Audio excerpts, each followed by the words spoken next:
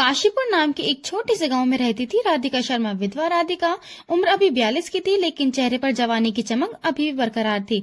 गोरा रंग, आंखें गहरी और काले बाल लंबे जो हमेशा जूड़े में बंधे रहते। 18 साल पहले उसके पति की मौत एक सड़क हादसे में हो गई थी।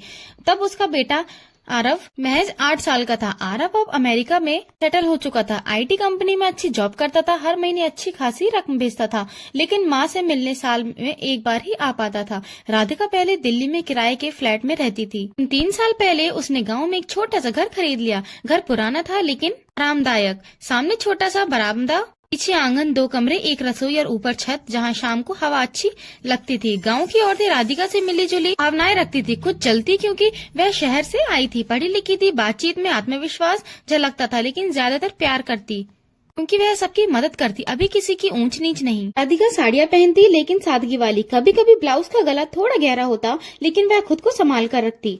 विधवापन ने उसके शरीर को निखार दिया है, जैसे फूल जो बारिश के बाद और खिल जाता है। राधिका के घर में ठीक बगल में रहता था अजय। उम्र 20 साल, कॉलेज में पढ़ता था, लेकिन मन घर के खेतों और पशुओं में ज्यादा लगा था। अजय का बाप कई साल पहले सऊदी अरब काम करने चला गया। माँ घर संभालती थी लेकिन बीमार रहती थी। अजय लंबा था, कद 6 फुट का, चौड़ा सीना, गेहुआ रंग और आंखें ऐसी कि सीधे दिल में उतर जाती। गांव के लड़के उसे शेर कहकर बुलाते क्योंकि वह ताकतवर था और कभी झगड़े में नहीं पड़ता, लेकिन जरूरत पड़ने पर सबकी मदद करता। गांव वाले मजाक में कहते, यह लड़का तो अभी से घर चलाने लायक हो गया है।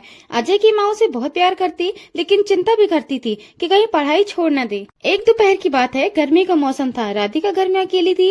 वह रसोई में सब्जी काट रही थी जब अचानक बिजली चली गई, पंखा बंद हो गया और घर में गर्मी बढ़ने लगी। राधिका ने बाहर निकलकर देखा तो पता चला कि फ्यूज उड़ गया है। वह खुद ठीक करने की कोशिश करती, लेकिन डर लगा। उसने बगल वाले घर की तरफ देखा। अजय बाहर आंगन में पानी भर रहा था, सिर्फ बनियान और शॉर्ट्स में था। उसका बदन पसीने से चमक रहा था। राधिका ने आवाज दी, अजय बेटा जरा इधर आना। तो अजय ने बाल्टी रखी और आया। जी आंटी, क्या हुआ? राधिका ने कहा, बेटा हमारे यहाँ बिजली चली गई है, फ्यूज लगता है उड़ गया, तुम देख लोगे क्या? अजय ने मुस्कुराकर कहा, हाँ आंटी, कोई बात नहीं, मैं अभी ठीक कर देता हूँ। वह टूल्स लेकर आया और काम शुरू कर दिया। राधिका नीचे खड़ी देखती रही।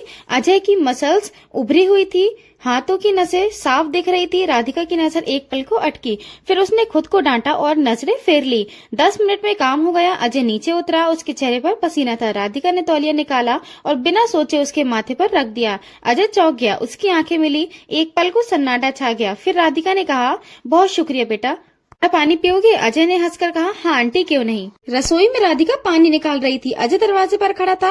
राधिका की साड़ी का आंचल थोड़ा सरका हुआ था। अजय की नजर वहां गई, लेकिन उसने झट से नजर हटा ली। राधिका को एहसास हुआ, लेकिन उसने कुछ नहीं कहा। पानी पीते हुए दोनों बात करने लगे। राधिका ने पूछा, कॉलेज कैसा चल रहा है? अजय ने कहा, ठीक है आंटी, लेकिन मन तो खेतों में लगता है। पापा नहीं है ना, तो घर संभालना पड़ता है। राधिका ने कहा, अरे बेटा, पढ़ाई मत छोड़ना, खेत तो बाद में भी देख लोगे। अजय ने गिलास रखा और बोला, आंटी आप अकेली रहती हैं ना, अगर कभी कोई काम हो तो मुझे बुला लिया करिए, मैं तो पास ही हूँ। राधिका ने उसकी आंखों में देखा और कहा, ठीक है बेटा, तू है तो अच्छा लगता है। उस दिन से दोनों के बीच बातचीत बढ़ गई। अजय सुबह सुबह राधिका के आंगन में झाड़ू लगा देता, कभी बाजार से सामान लाता, राधिका उसे चाय पिलाती, कभी नाश्ता खिलाती। गाँव वाले देखते, कुछ मुस्कुराते, कुछ कानाफूसी करते, लेकिन राधिका को फर्क नहीं पड़ता था। वह सोचती, अकेलेपन में एक सहारा तो मिला। एक दिन राधिका कपड़े धो रही थी, आंगन में बाल्टी रखी थी, पानी कम पड़ गया था। अजय आया और बोला, आंटी मैं नल से भर लाता हूँ। राधिका ने मना किया, लेकिन अजय नहीं माना। वह बाल्टी लेकर गया और लौटा तो उसकी टी शर्ट गीली हो चुकी थी, बदन में चिपक गई थी। राधिका ने देखा तो दिल धड़क से उठा। उसने कहा, बेटा जाओ कपड़े बदल लो, नहीं तो बीमार पड़ जाओगे। अजय ने शर्माते हुए कहा, आंटी आपकी सेवा में भीगा हूँ, कोई बात नहीं। राधिका हंस पड़ी। उसने अंदर से आरव को पुराना शर्ट निकाला और कहा, ये लो पहन लो, फिट आएगा। अजय कमरे में बदलने गया। राधिका बाहर खड़ी सोच रही थी। जब अजय बाहर आया तो शर्ट उसके बदन पर ऐसी लगा जैसे कोई अपना लौट आया हो। राधिका ने नजरें नीचे कर ली। धीरे धीरे शामें भी साथ कटने लगी। राधिका छत पर जाती, अजय भी अपनी छत पर आ जाता। दीवार के सहारे खड़े होकर बातें करते, मौसम, गांव की खबरें, पुरानी यादें।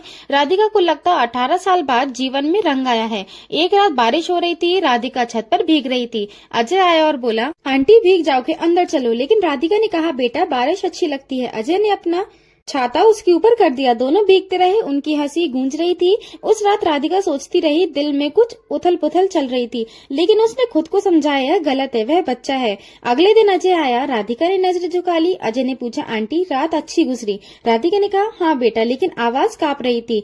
अजय समझ गया। उसने कहा, आंटी अगर कभी अकेलापन लगे तो मुझे बुला लेना। गाँव में अब अफवाहें फैलने लगी। कोई कहता शहर वाली विधवा अजय को फंसा रही है, कोई कहता अजय भी कम नहीं, रोज जाता है। राधिका को पता चला, लेकिन वह चुप रही। अजय ने कहा, आंटी लोगों की बातें मत सुनो, हमारा दिल साफ है। एक दिन राधिका को आरव का ईमेल आया। उसने लिखा कि वह शादी करने वाला है। राधिका खुश हुई, लेकिन उदास भी। उसने अजय को बताया। अजय ने कहा, आंटी खुश होना चाहिए। राधिका ने आंखों में आंसू आ गए। बेटा अब मैं सोच में अकेली हो जाऊंगी। अजय ने उसका हाथ पकड़ा और बोला, नहीं आंटी, मैं हूं ना।